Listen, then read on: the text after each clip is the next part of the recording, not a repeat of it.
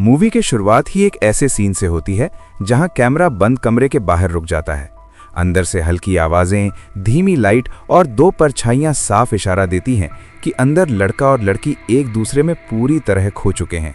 Director कुछ भी गलत नहीं दिखाता, बस इतना समझा देता है कि यहाँ घापा घाप मोड पूरी तरह ऑन है। और यहीं से दर्शक समझ जाता है कि आगे की कहानी इमोशन, प्यार और कन्फ्यूजन से भरी होने वाली है। तो आज की इस इंटेंस और काफ़ी कंफ्यूजिंग लव स्टोरी वाली मूवी को हम एक्सप्लेन करने वाले हैं। नमस्कार दोस्तों, आप देख रहे हैं फ्लिक्स एक्सप्लेन, जहां फिल्मों की पूरी कहानी मिलती है आसान, साफ और मज़ेदार अंदाज में। मूवी की शुरुआत में हम देखते हैं कि मासिमो और नाचो के पिता के बीच एक गंभीर मीटिंग होती है। माहौल काफ़ी टेंशन भरा है। नाचो के पिता कहते हैं कि जो कुछ भी अब तक हुआ है उसे भूल जाना ही बेहतर होगा, क्योंकि खून खराबा किसी के फायदे में नहीं है। लेकिन मासिमो बिल्कुल भी झुकने वाला नहीं है। वो साफ शब्दों में कह देता है कि सिसिली उसका इलाका है और नाचो को 1 घंटे के अंदर वहां से निकल जाना होगा।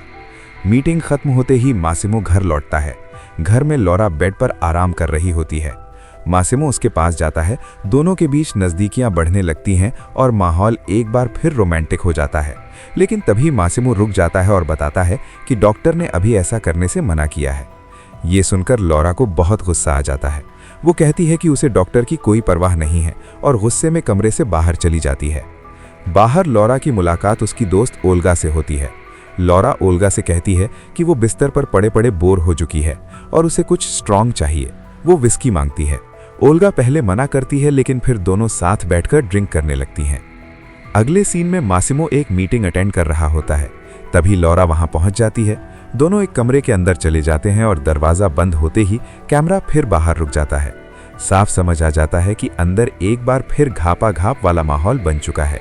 इसके बाद जब लौरा ओल्गा से मिलती है तो ओल्गा सिर्फ उसका चेहरा देखकर ही समझ जाती है कि अंदर क्या हुआ था।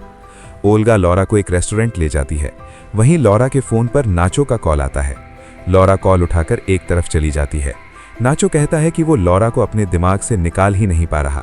लौरा हल्के मजाक और थोड़े एटीट्यूड के साथ कहती है कि उसे और कोशिश करनी चाहिए और कॉल काट देती है।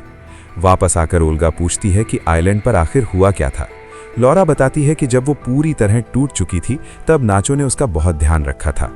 ओल्गा कहती है कि शायद लौरा उसे पसंद करने लगी है, लेकिन लौरा मना कर देती है और कहती है कि वो सिर्फ एक दोस्त है।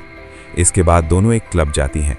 क्लब में ओल्गा का बॉयफ्रेंड डोमिनिक आता है और उसे किस करने लगता है। ये सब देखकर लौरा नीचे आती है। तभी नाचो की नज़र लौरा पर पड़ जाती है, लेकिन इससे पहले कि दोनों कुछ कह सके मासिमो वहां पहुंच जाता है। वो लौरा को अपने साथ अंदर ले जाता है और एक बार फिर कहानी इशारों में घापा घाप तक पहुंच जाती है। उस रात मासिमो काफ़ी नशे में होता है। वो लौरा से आइलैंड के बारे में पूछता है। लौरा कहती है कि वहाँ कुछ भी खास नहीं हुआ। मासिमो कहता है कि लौरा ने उसे इसलिए छोड़ा क्योंकि उसे लगा कि वो उसे धोखा दे रहा है। लौरा जवाब देती है कि अगर मासिमो ने अपने भाई के बारे में सच बता दिया होता तो सब कुछ अलग होता। मासिमो गुस्से में कहता है कि उसी भाई ने उसे उनके बच्चे के बारे में बताया जिसे लौरा ने छुपाया था। लौरा कहती है कि अगर उसने बता दिया होता तो मासिमो जंग छेड़ देता। गुस्से में मासिमो गिलास तोड़ देता है और वहां से चला जाता है। लौरा को याद आता है कि कैसे नाचो ने एक बार टूटे हुए गिलास को कितनी नरमी से उठाया था। इसके बाद हम देखते हैं कि मासिमो और लौरा के बीच धीरे धीरे दूरियां बढ़ने लगती हैं। दोनों अब साथ सोते भी नहीं हैं। लौरा अपने काम में बिजी हो जाती है और मासिमो अपने काम में। ओल्गा लौरा को बताती है कि वे फैशन वर्क के लिए पुर्तगाल जा रहे हैं। ये सुनकर लौरा खुश हो जाती है, लेकिन जाते वक्त मासिमो अलविदा कहने भी नहीं आता। पुर्तगाल पहुंचने के बाद ओल्गा मस्ती करना चाहती है, लेकिन लौरा थकी हुई होती है। बीच पर सर्फिंग की अनाउंसमेंट होती है और विनर नाचो निकलता है। वो अपनी बहन के साथ होता है। दोनों लड़कियां वहां से हट जाती हैं। रात में लौरा ओल्गा को पूरी कहानी बता देती है।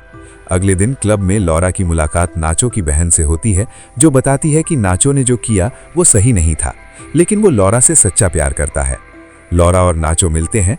लौरा कहती है कि उसकी जिंदगी ठीक चल रही थी, लेकिन फिर भी वो खुद को रोक नहीं पाती और नाचो को किस कर देती है। नाचो भी अपने प्यार का इजहार करता है। दोनों बीच पर बैठते हैं और कैमरा फिर इशारों में बता देता है कि यहाँ भी घापा घाप पूरा हुआ।